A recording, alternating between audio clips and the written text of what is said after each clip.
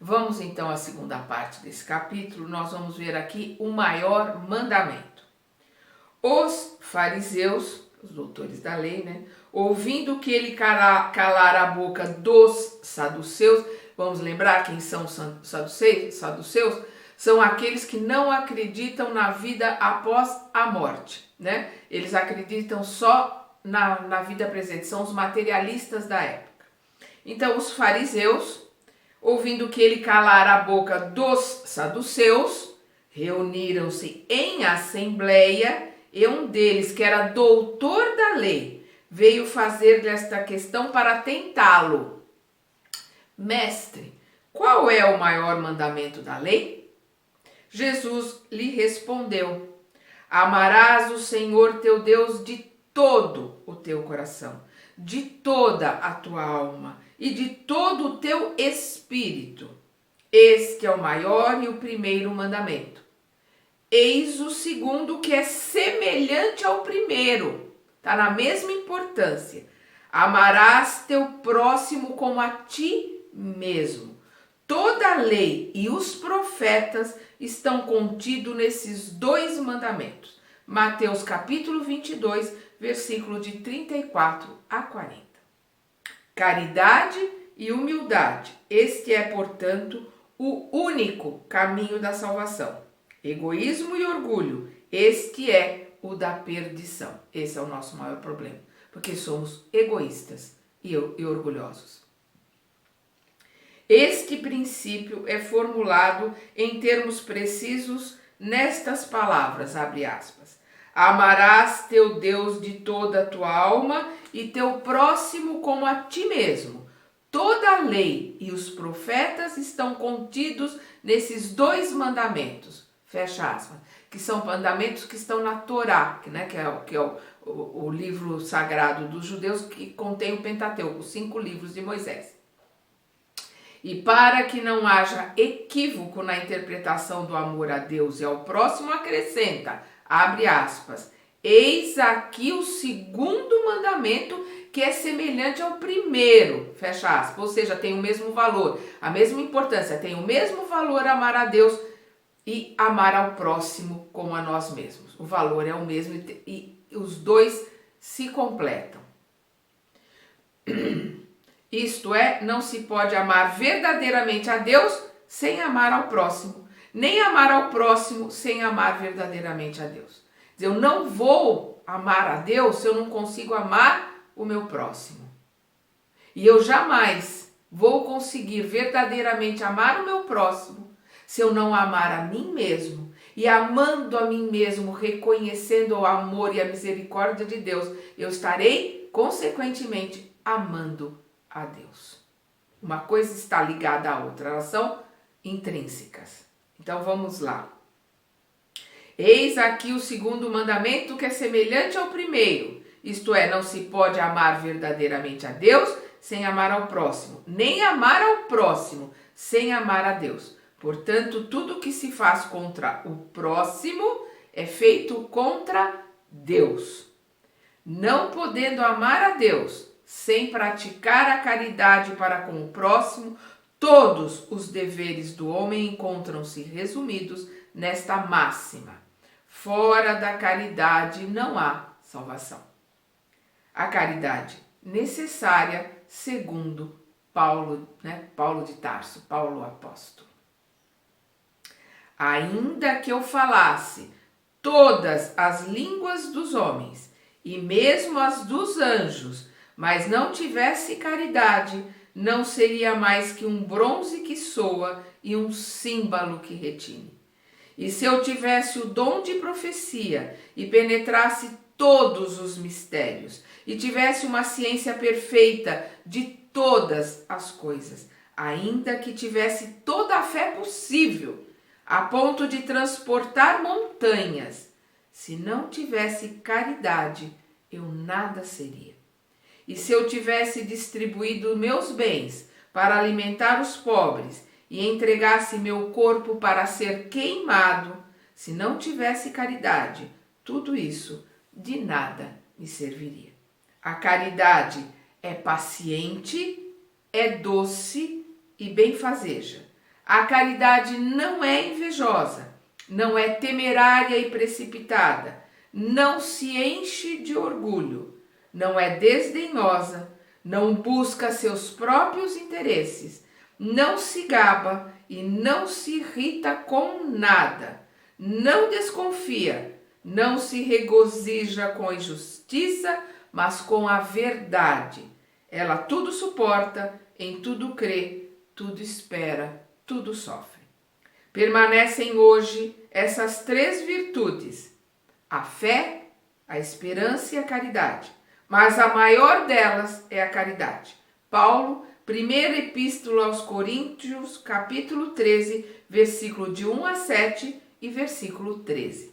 Essa passagem aqui da carta de Paulo aos Coríntios é conhecidíssima. Tem até uma música, né, que usou essa passagem como letra. Ela é maravilhosa, porque ainda que fale a língua dos anjos, ainda que tenha a fé de transportar as montanhas, ainda que doe tudo para matar a fome dos pobres, se não tiver a caridade não brotar de dentro de mim, não for verdadeira, não for construída em mim, através da minha mudança interior, através da minha reforma íntima, através do autoconhecimento, da busca de voltar para a casa do Pai com as minhas próprias pernas, se eu não fizer isto brotar, crescer em mim, de dentro para fora, eu nada terei, eu nada serei, de nada valerá tudo que eu faço, porque a caridade tem que brotar dentro de mim, tem que ser verdadeira.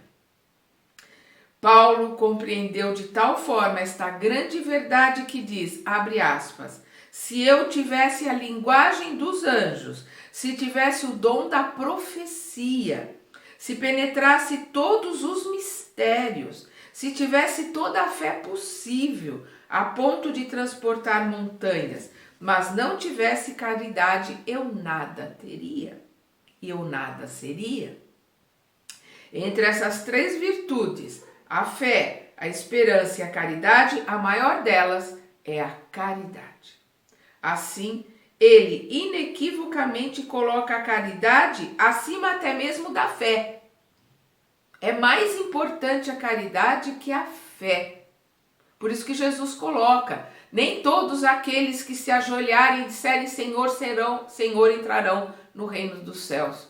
Por quê? Porque se ficar ali ajoelhado orando não quer dizer que tem fé, e muito menos que tem caridade. Um ateu que renega a Deus, que não ora de jeito nenhum, mas que tenha caridade, que olhe para o seu semelhante e se, como aquele viajante, se nutra de compaixão por ele e o ajude, esse é o verdadeiro Filho de Deus, é o próximo daquele que está necessitado, é o que está cumprindo a lei de Deus, mesmo renegando esse Deus. É a esse que Deus colocará do lado direito, né, na alegoria que Jesus colocou. Entre as três virtudes, a fé, a esperança e a caridade, a maior delas é a caridade. Assim, ele inequivocamente coloca a caridade acima mesmo da fé, porque a caridade está ao alcance de todos, do ignorante e do sábio, do rico e do pobre, e é independente de qualquer crença particular. Ele faz mais, define a verdadeira caridade, mostra não apenas na beneficência, mas na reunião de todas as qualidades do coração, na bondade e na benevolência para com o próximo. Agora nós vamos ver um capítulo que o Kardec coloca aqui, porque na época do Kardec, os padres, a Igreja Católica colocava que fora da igreja não há salvação. E aí Kardec refuta isso aqui. O Kardec vem aqui colocar, por isso que colocar que é a caridade, que é fora da caridade não há salvação. Então ele vem fazendo uma contenda com a Igreja Católica, né? Por isso que o título é Fora da Igreja não há salvação. Aí ele coloca, fora da verdade não há salvação, né? Da verdade, que é aquilo que Jesus colocou. Então, o que nós vamos ver aqui, essa colocação de Kardec.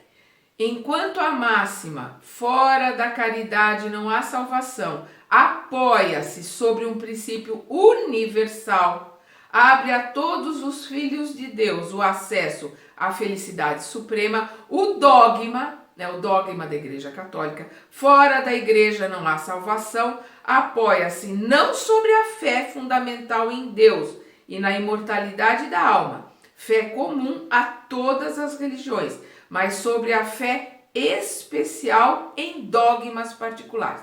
Então, o Kardec está aqui atacando os dogmas da Igreja Católica. Esse dogma é exclusivista e absoluto. Em vez de unir os filhos de Deus, separa-os. Em vez de estimulá-los ao amor a seus irmãos, sustém e sanciona a irritação entre os sectários dos diferentes cultos que se consideram reciprocamente amaldiçoados por toda a eternidade, mesmo sendo parentes ou amigos neste mundo. Ignorando a grande lei de igualdade diante do túmulo, separa-os até no campo de repouso. A máxima, fora da caridade não há salvação, é a consagração do princípio de igualdade perante Deus e de liberdade de consciência. Tendo essa máxima como regra, todos os homens são irmãos, e seja qual for sua maneira de adorar a Deus, eles se estendem as mãos e oram uns pelos outros. Com o dogma, fora da Igreja não há salvação, eles lançam entre si o anátema, a discórdia, perseguem-se e vivem como inimigos. O pai não ora pelo filho, nem o filho pelo pai, nem o amigo pelo amigo, pois acreditam-se reciprocamente condenados e sem volta. Portanto, esse dogma é essencialmente contrário aos ensinamentos do Cristo e à lei evangélica. Então, o Kardec está aqui dirigindo as suas palavras para os sacerdotes da Igreja Romana. Fora da verdade não há salvação seria o equivalente de fora da Igreja não há salvação. Da mesma forma exclusivista, pois não há uma única seita que não pretenda ter o privilégio da verdade. Então, as outras seitas, que colocam que fora da verdade não há salvação, nós vamos lembrar que no tempo do Kardec nós temos ali, as discussões, o protestantismo, as diversas divisões, de luteranos, de presbiterianos, aqueles que estavam ali apartados, da Igreja Católica, colocavam fora da verdade não há salvação. Aí o Kardec coloca, é a mesma coisa, está colocando, porque todos aqueles que têm uma religião se dizem donos da verdade. Então volta de novo ao mesmo dogma, que fora de uma crença, fora da igreja, fora da crença, da verdade desta minha verdade, não há salvação. Então não muda, é o que o Kardec está colocando, não vai mudar nada.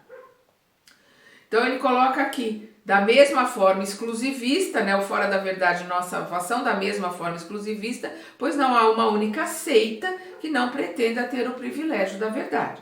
Qual é o homem que pode gabar-se de possuí-la inteiramente, uma vez que o círculo de conhecimentos cresce sem cessar e as ideias retificam-se a cada dia? Quem é que pode se dizer dono da verdade com a ciência aí mostrando que o que se pensa hoje está errado, descobre que o que se pensava ontem está errado, e o que se pensa hoje, amanhã, a ciência vai provar que está errado? Então quem é que tem a verdade? Ninguém tem a verdade. É isso que o Kardec está colocando. A verdade absoluta não é partilhada senão pelos espíritos da mais elevada ordem. Não é qualquer espírito, não. É só os das mais elevadas ordem é que tem conhecimento da verdade. E a humanidade terrestre não poderia pretendê-la, porque não lhe é dado saber tudo.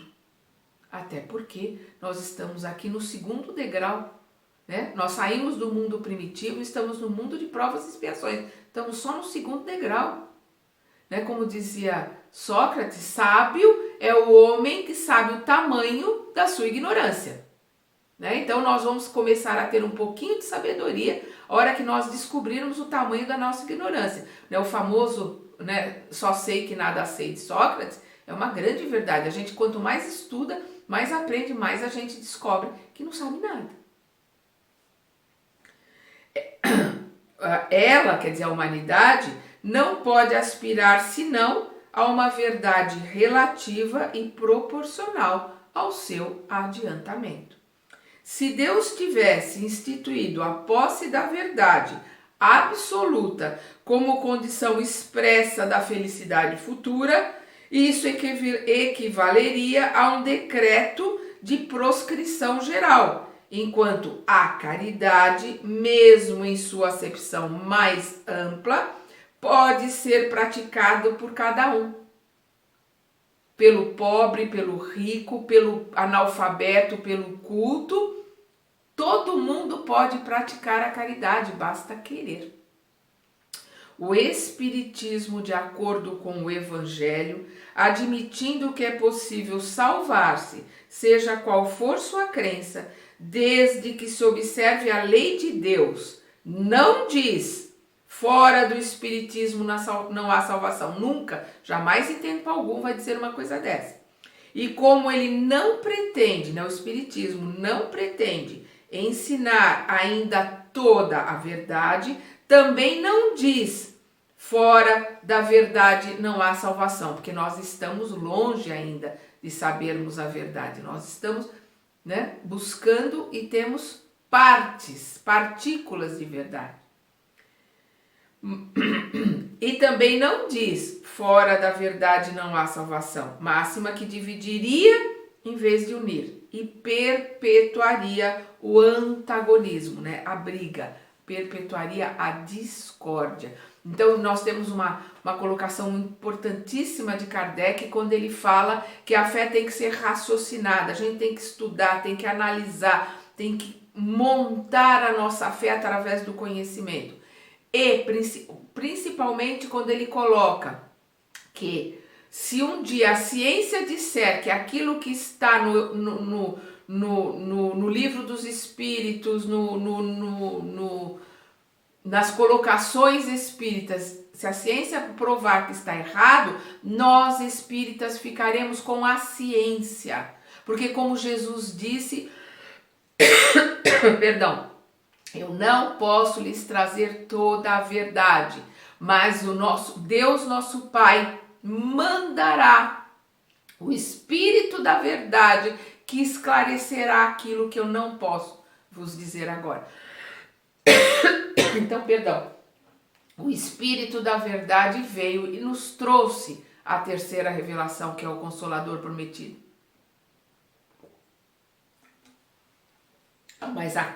Mas aí também nessas colocações, né? Em tudo que o Kardec reuniu, compilou de tudo que os espíritos falaram e colocou nos livros que foram escritos, que é o Pentateuco kardeciano, que são 5 livros de Kardec, ali também não está toda a verdade. Virão outros espíritos para continuar nos esclarecendo. Por isso a obra de André Luiz, a obra de Emmanuel, as obras que vieram através de Chico Xavier, as obras que vieram através de Divaldo Franco, Joana de Ângeles, Filomeno de Miranda, são obras que vêm acrescentar, que vêm a cada dia nos trazer uma luz para o ensinamento, para as colocações que Kardec nos trouxe. Então vamos ler André Luiz, principalmente, que nos mostra a vida no mundo espiritual. Começa pelo nosso lar, depois é Mensageiros, depois é Missionários da Luz, Obreiros da Vida Eterna, e assim vai indo, né? Até o último da linha, que é E a Vida Continua. E nós vamos ter aí não é toda a verdade, mas nós vamos ter uma luz nos ensinando e nos explicando como é a vida no mundo espiritual e como deve ser o nosso proceder para nos melhorarmos, para nos aprimorarmos, para voltarmos para a nossa verdadeira vida, que é no mundo espiritual, melhores do que viemos para cá. Aqui nós vamos ver as instruções dos espíritos, né, que são as psicografias que o Kardec separa para aprimorar, né, o que ele colocou aqui no Evangelho. E nós vamos para um ensinamento de Paulo o Apóstolo, né, de Paulo de Tarso. Fora da caridade não há salvação. Meus filhos, na máxima, fora da caridade não há salvação, estão contidos os destinos dos homens na terra e no céu. Na terra, porque à sombra desse estandarte eles viverão em paz. No céu, porque aqueles que a tiverem praticado encontrarão graça diante de Deus. Estaremos em paz, estaremos na nossa verdadeira vida, na vida espiritual, mais tranquilos, crescendo, se aprimorando, teremos paz, a paz que Jesus nos dá, a paz que Ele nos deixou. Essa divisa é a chama celeste, a coluna luminosa que guia o homem no deserto da vida, conduzindo-o à terra prometida. Vamos lembrar lá Moisés, né, para Canaã. Canaã quer dizer terra prometida. Então, conduzindo o povo para a terra prometida. A caridade é o que nos conduz para a terra prometida, que nos leva de volta ao Pai pelo nosso esforço, pelas nossas próprias pernas. Ela brilha no céu, né, a caridade. Ela brilha no céu como uma auréola santa na fronte dos eleitos, e na terra está gravada no coração daqueles a quem Jesus dirá: ide à direita, vós os abençoados do meu Pai. Vós os reconhecereis no perfume da caridade que espargem em torno de si. Nada exprime melhor o pensamento de Jesus, nada resume melhor os deveres do homem do que essa máxima da ordem divina. Qual é a máxima? Fora da caridade não há salvação. O Espiritismo não poderia provar melhor sua origem do que dando-a como regra, pois ela é o reflexo do mais puro cristianismo. Com tal guia, o homem nunca irá desgarrar-se. Portanto, meus amigos, aplicai-vos em compreender seu sentido profundo e suas consequências, procurando por vós mesmos todas as suas aplicações. Todas as aplicações de fora da caridade não há salvação. A caridade em todos os sentidos, né? A caridade como demonstração de amor a Deus, amor ao Cristo. Como eu demonstro meu amor a Deus e meu amor ao Cristo? Amando o meu próximo, como eu amo a mim mesmo. Então, primeiro eu preciso me amar, porque aí sim eu estou amando a Deus. Eu preciso, através do amor que eu tenho por mim, estar amando ao meu irmão mais velho, que é o Mestre Jesus. E aí sim eu terei condições de amar ao próximo, porque ninguém dá o que não tem. Se eu não me amo, eu não posso amar a Deus, muito menos ao próximo. Então começa comigo. Começa na minha mudança, começa na minha reforma íntima, o amar a Deus e amar ao próximo como a mim mesmo. Submetei todas as vossas ações ao controle da caridade e vossa consciência responder-vos-á. Ela não apenas evitará que façais o mal, mas vos fará praticar o bem, pois não basta uma virtude negativa. Gente, isso aqui é fundamental, quando ele diz, não basta uma virtude negativa. Ou seja, ele não apenas evitará que façais o mal. Quer dizer, não fazer o mal é uma virtude negativa, eu não faço mal. Mas isso não quer dizer que eu estou fazendo bem. Na maioria das vezes, ou 99,9% das vezes, quando eu não faço o mal, eu estou pura e simplesmente me acomodando e sendo conivente com o mal. Porque o fato de eu não fazer o mal não quer dizer que eu esteja fazendo o bem. Eu estou pura e simplesmente ficando em cima do muro. Eu não estou fazendo mal, mas também não estou fazendo bem. Isso não serve para nada. É a virtude negativa que ele coloca aqui.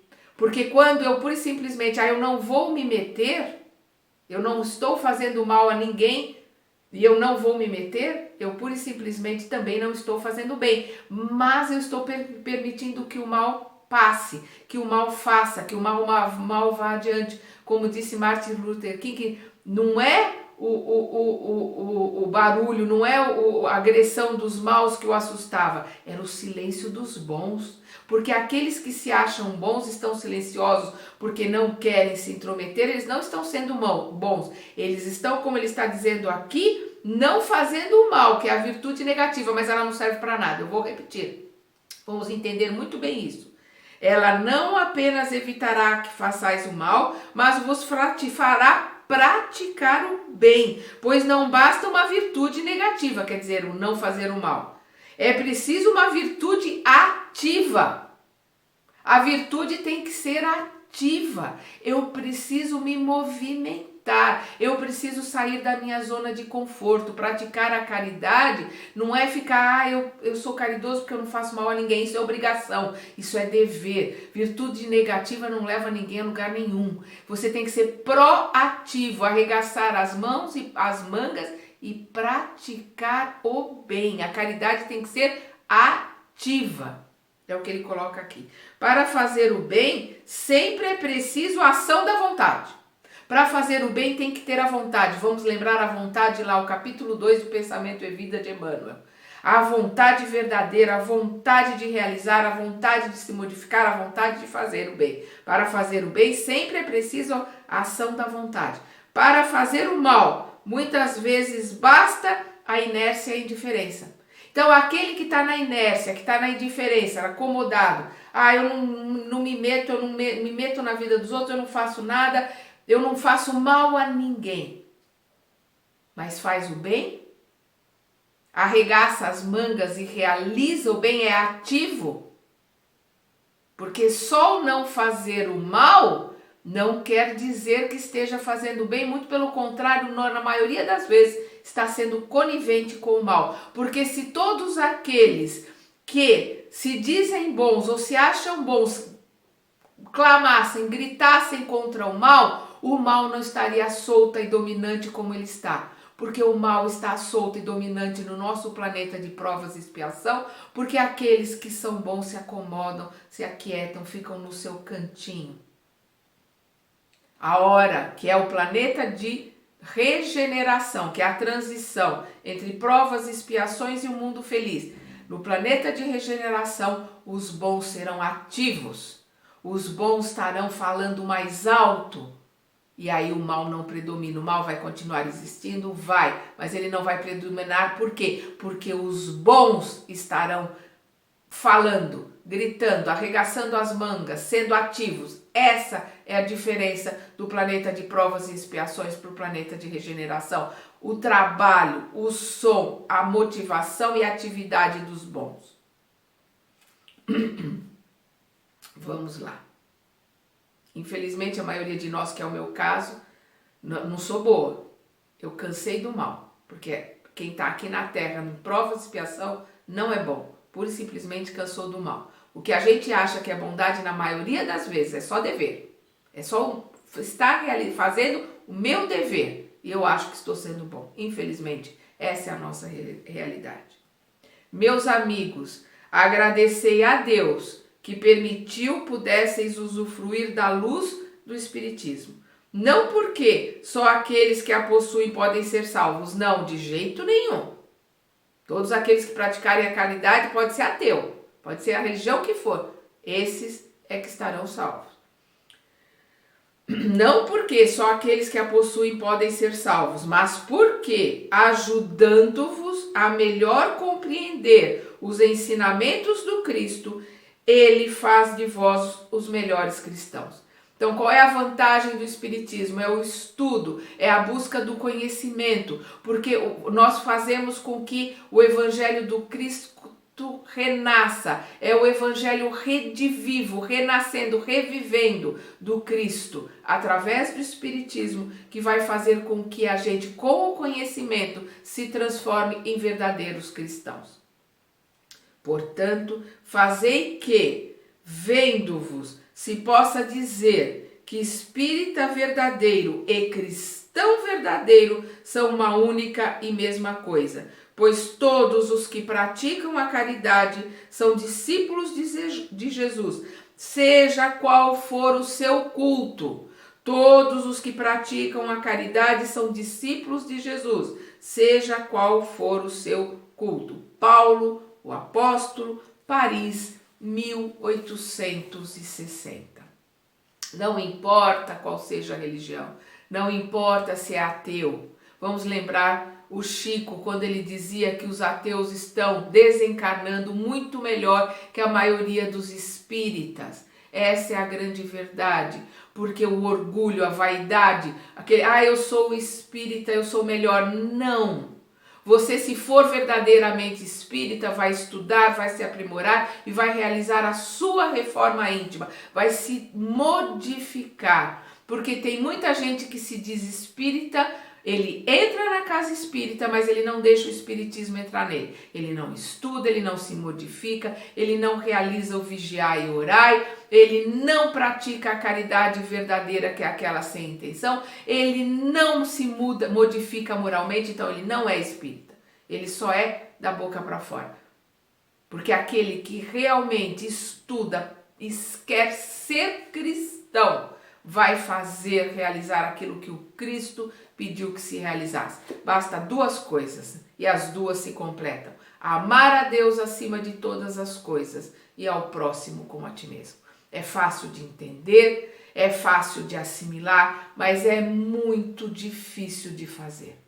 Precisa de uma revolução de dentro para fora para amar a Deus acima de todas as coisas.